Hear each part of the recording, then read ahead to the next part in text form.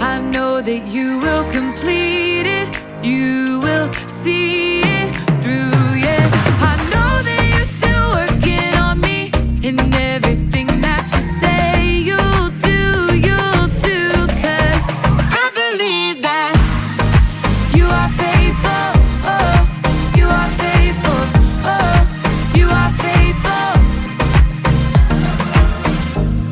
I'll trust your every word, 'cause I believe that you're working for my good. Yes, you're committed. From sunrise to sunset, till the sun comes back up again, you're by my side. You started a good work in me. I know that you will complete it. You will see it through, yeah. I know that you're still working on me, and everything that you say you'll do, 'cause I believe that you are faithful, oh, you are faithful, oh, you are faithful. You are my hope, you are my future, you are the mountain mover, you are faithful. You are my hope, you are my future, you are the mountain mover, you are faithful. You started a good work in me. I know that you will complete it. You will see it through, yeah. I know that you're still working on me, and everything that you say you'll do, 'cause I believe that you are faithful, oh, you are faithful, you are faithful, oh, you are faithful, oh, you are faithful, oh, you are faithful.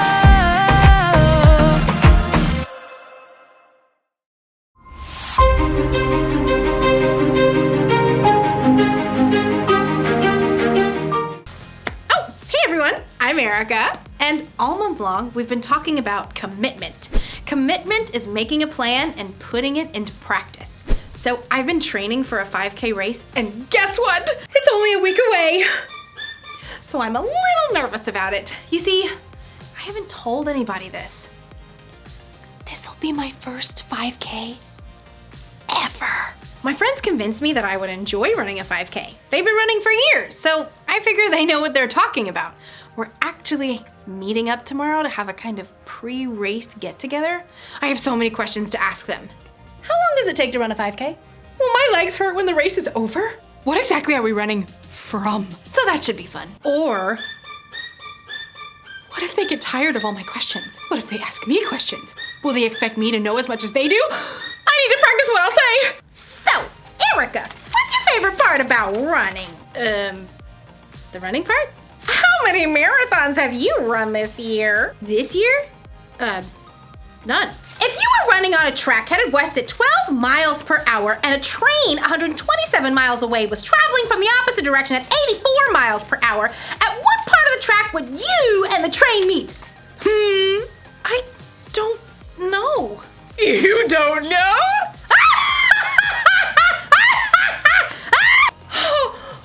Oh boy, I am not looking forward to this at all. Maybe it'll be easier if I just stand against the wall somewhere and don't say anything. Hopefully today's story will help.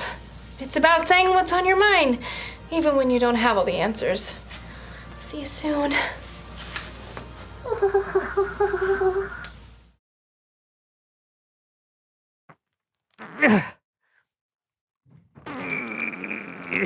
Whoa, Brandon. What?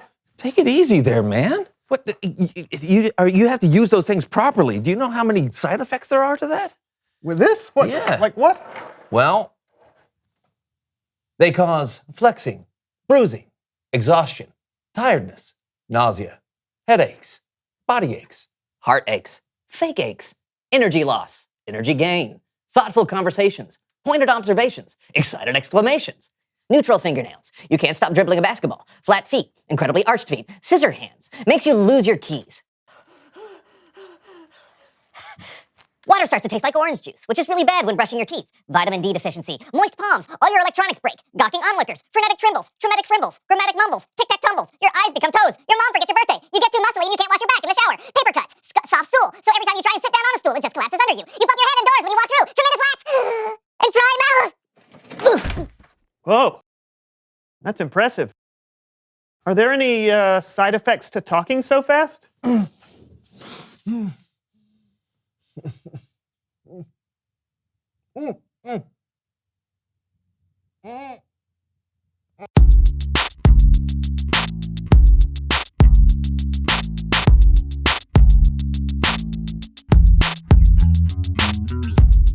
Hello, everyone. My name's John, And I'm Brandon. and this is the So-and-So Show. We've got a great show for you today. John is getting the crowd psyched up and ready to watch. Yeah, today we've got Bible story time with Kellen. 1, We'll have our question of the day. 2, And I think we've got a guest on the show. 3. That's right, folks. John just listed 3 things that are happening on the show today. He's 3 for 3. Okay, you know what? What are you doing, John? Just insert your name. Uh-oh, looks like John's starting to lose focus. No, I'm not. I'm just trying to figure out what's And going on. he's lost it. Oh, can't keep it together. You hate to see that. Will you stop it? What? I'm training to become a play-by-play announcer. A what? Well, you know, the person who says everything that's happening during sporting events. It's always been my dream to meticulously describe something that people are already seeing with their own eyes.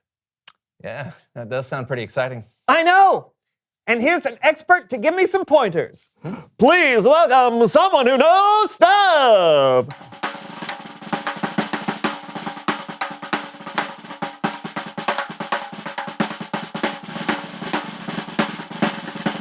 Hey, hello, come on in. Have a seat, have a seat. So tell everybody out there who you are and what you know. My name is Doris Nolan, and I'm a sportscaster. I do a little bit of everything, but what I do most is play-by-play commentary. Brandon is stepping up to the plate, looking to deliver the compliment that will put him into Doris Nolan's good graces. The windup, the pitch, and... Doris, so glad that you're here. I'm a huge fan. Thank you, Brandon. And it's a home run, everyone! He makes contact and sends it out of the park! Wow, it looks like you're looking to get into the world of play-by-play commentary yourself. Yeah, that's true. Yeah. Do you have any advice? Like anything, you've got to make a plan and see it through. I started reporting for high school games and worked my way up. It wasn't quick, but I was passionate about it, so I just kept going. And practice, practice, practice, just like you're doing. Practice out loud what you want to say and how you'll say it. Is there any chance that you could give me a demonstration? Sure. John, could you do me a favor and get me a cup of coffee? Oh, yeah, of course. Now, there are a lot of different ways to call a game. The way we're talking right now is one way. It's just a normal conversation. Like, you can tell John has done this before. He knew right where the coffee station was. There was no pause, no hesitation. Look at that confidence. Isn't that right, Brandon? Yeah. No need to be nervous. We're just talking, right? Right, sorry. Confidence is key in this business. Understood. Another key is being aware of your surroundings. Like, I might call a golf tournament a little different. Watch. John has selected the 16-ounce disposable insulated cup. It's a good choice for this moment. It will keep the coffee warm longer, plus it's biodegradable, so it's good for the environment. Brandon? That's right, Doris! And he's crushed the cup. Was that too much? For golf, probably. But hey, you messed up with confidence. You got to make mistakes, Brandon. That's how you learn. Let's try this time like we're calling a race. Oh. John's taking a pit stop to put a sleeve on the cup. No one wants a hot hand when you're trying to carry a cup of coffee, and the sleeve is on. It's time to pour. No time to waste. Regular or decaf? What's it going to be? Regular. That's the kind of fuel that'll push him past the competition. But will he use creamer? What do you think, Brandon? I don't know! No, don't feel bad. Look, you just said the 3 words that are the hardest for a sports commentator to say. I don't know. It's okay not to know everything. It's a lot better than pretending you know something you don't. You're on the right track, trust me. Really? Really? Now, give it another shot. We're calling soccer now. John's got control of the coffee, but he's still got a big decision to make. Cream or sugar? Cream or sugar? Cream or sugar? And he goes for the cream. A great call. He pours the cream in, a smooth pour and an impressive showing. But he's not done there, Doris. John makes the bold choice to go for the cream and the sugar, but will it be too sweet to drink? He stirs, he sips, and it's good. It's good. Goal!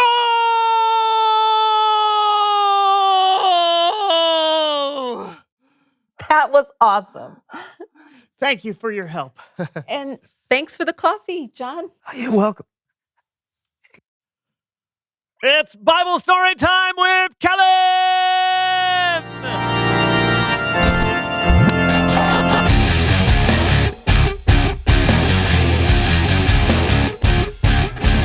What's up, fellas? Oh, hey, Kellen.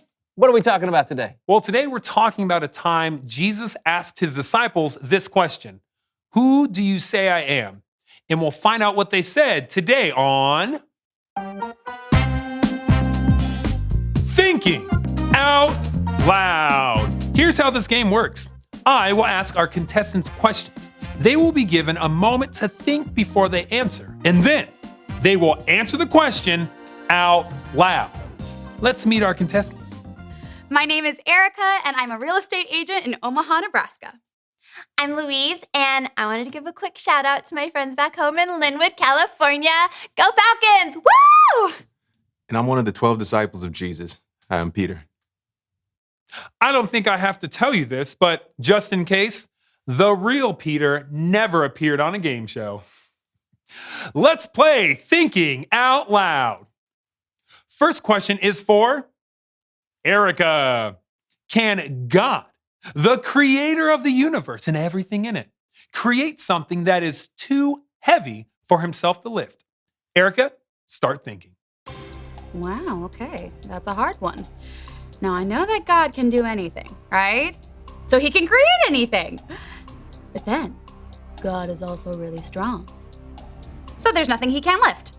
But wait, can it be both things at once? I don't know. Am I going to sound dumb if I say I don't know? That's not an answer. I feel like I have to have an answer. But what if I... Time's up, Erica. Can God create something that is too heavy for himself to lift? Well, here's the thing. There are a lot of variables to consider, and what I am trying to say is I don't know the answer. Very good, Erica. You thought out loud. Sometimes questions don't have a clear-cut answer, and saying, I don't know, is perfectly fine. 10 points. I wonder what the points are for. Absolutely nothing. Up next, Louise. Your question. You're in school and a friend wants to copy your test. What do you say? Start thinking. Aw, man. Why couldn't I have gotten the last one? This one is so hard. I know it's wrong to let someone cheat. Of course it is, but can I really say that here? I mean, what if my friends are watching? I don't want them to think I'm a loser or whatever. No, wait. I know just what to say. So, Louise, you're in school and a friend asked to copy off your test. What do you say? I don't know, Kellen. So sorry, Louise. You didn't think out loud. You did know the answer, but you kept it to yourself because you were afraid of what people might think. When you know what's right, you should let it out. So that brings us to our story. Jesus came up to Peter and his other disciples and asked, "Who do people say I am?" And they replied, "Some say John the Baptist, or Elijah, or Jeremiah, or one of the prophets." And then Jesus said to them, "But what about you? Who do you say I am?" Peter, when Jesus said to you, "Who do you say I am?" what was your reply? Who do I say Jesus is? Well, He's a teacher. He's taught me so much. But he's more than that. He's a miracle worker. I've seen him walk on water. I've seen him feed thousands of people with a few loaves of bread and fish. He's healed people who are sick and given sight to the blind. He's the one the prophet spoke about hundreds of years ago. The Savior that God promised. He's the Messiah. But do I have the courage to actually say that out loud? Peter, when Jesus said to you, "Who do you say I am?" what was your reply? I said, "You are the Messiah. You are the Son of the living God." Yes! That's what Peter said when Jesus asked him, "Who do you say I am?" He said what was on his heart. He talked about what he believed with other people. Thank you, Peter, for thinking out loud. It's good to talk about what we believe. The more we practice talking about God, the more comfortable we are. You can talk about God with people who believe the same as you or people who believe differently than you. If you have questions, ask. And if you don't know an answer, that's okay too. Just keep talking. I'll see you guys next time. Hey, thanks, Kellen. Kellen, once again, showing everyone how it's done. We're still doing this? Doris told me to keep practicing if I want to be good, so... Okay. Reveal the question! Who can you talk to about God? Maybe you can talk to your parents. Or your friends. Or a teacher, or a small group leader. Or you can talk to us. Go ahead. Yeah, we can't hear you. Still good practice just talking. After an intense episode of The So-and-So Show, we're ready to sign off here. So until next time, my name is Brandon. And I'm John. And we'll see you. Let me do it. We'll see you next time. And Brandon has approached the coffee table. He's going for the regular caffeine, which is a risk for somebody who doesn't drink coffee. He's smelling it. It does not smell enticing at all. He's questioning why he's doing this. Looks like he's tested the public cream cup. Oh, he's putting the sugar straight into his mouth. That's great. It'll help the coffee go down sweeter. And he takes a big gaping sip. Oh, he does not enjoy it. Wow, I've never seen anybody gargle with hot coffee. Kids, do not do that at home. Oh, he doesn't have his wallet. He does not have his wallet. Is he going to make a run for it, or is he going to be an upstanding citizen like a host of So-and-So Show should be? Nope, he's running.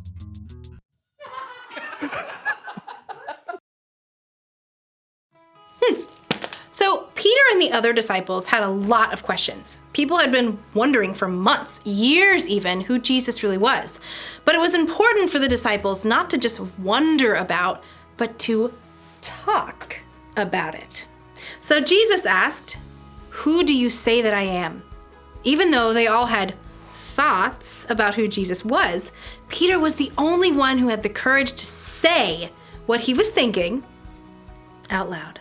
Sometimes it can be scary to talk about what you believe about God with other people. What if you have questions? What if people ask you questions? What if there's something you don't know? Well, I've got some good news for you. No one you talk to has all the answers. A lot of people even have the same questions you do.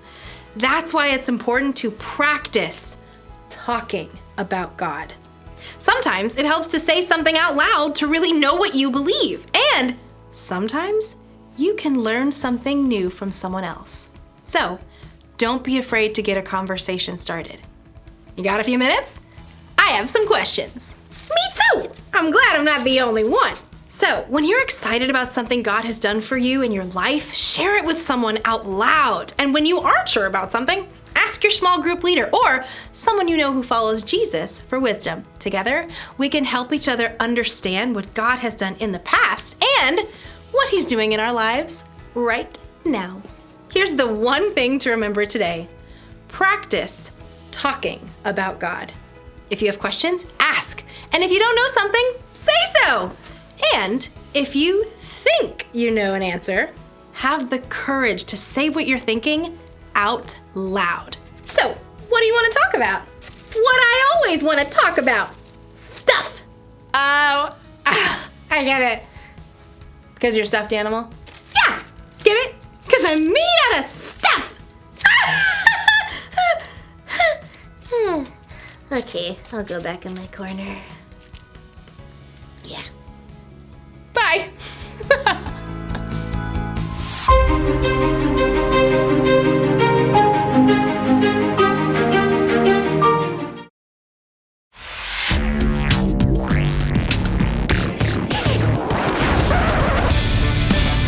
Everyone is part of a bigger story. It's a bigger story than you can imagine. It's a big story about a really big God. Discover the story that shows you the character of God.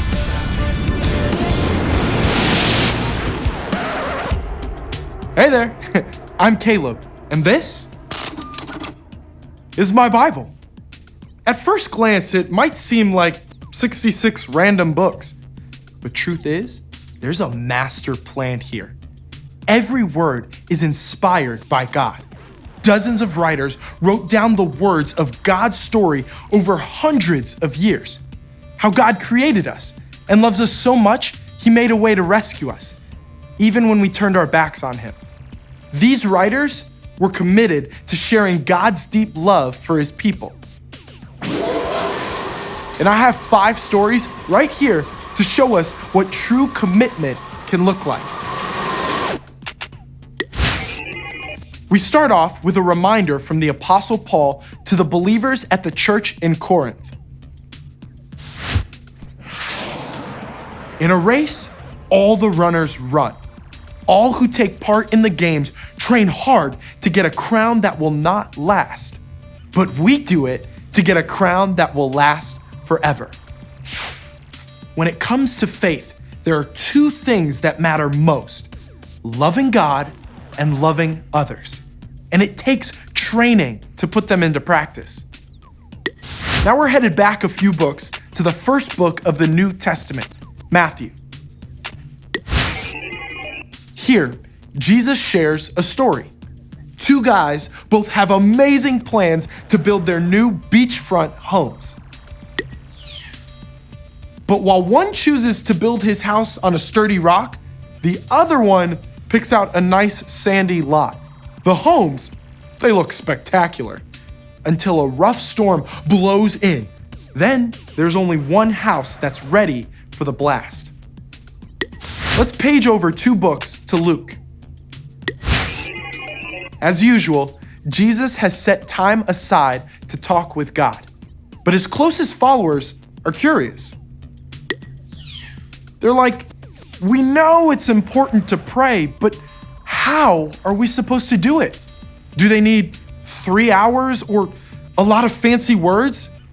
Right then and there, Jesus gives them a model. And spoiler alert, talking to God doesn't require thee and thou. Back to Matthew now to check in with Jesus' friend, Peter. There's been a lot of talk about who Jesus really is. John the Baptist or Elijah, another prophet maybe?